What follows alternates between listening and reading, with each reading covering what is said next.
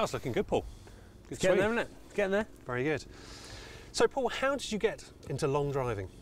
I always did it as a kid, really. I always hit the ball quite a long way. It was never a problem for me with par fives, getting home in two. And it kind of developed from there, really. I decided that I had ability to hit it a long way, so I thought I'd take it a little bit further.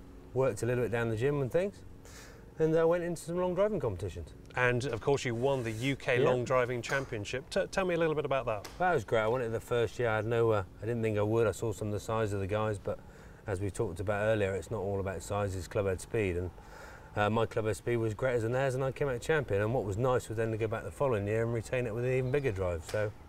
So what kind of distances were you achieving in those championships? First year was 363 yards, which I was quite happy with. But in the second year, I had that little beauty that came out of 401, which is something nice about just hitting it over the 400 yard mark. 401 yards? Yeah, I don't quite know to this day where it came from, but it did come. What sort of clubhead speeds do you have to achieve to hit the ball 401 yards? Well, that day, we were swinging around the 148 mark. I mean, my normally was around the sort of 140, 142, but that day I must have just had a good breakfast, I think, and I managed to get to 148. But that's an extraordinary swing speed. I mean, what would the average tour professional be swinging at? Average tour golf was probably around the 110, 125 mark, I would think, at full pelt. Some of the younger ones might hit it a little bit harder.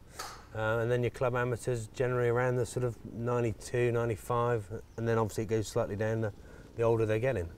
For us club golfers, we're out there trying to hit the ball long distances, especially off the tee with our drivers. But how do you get up to that sort of club head speed?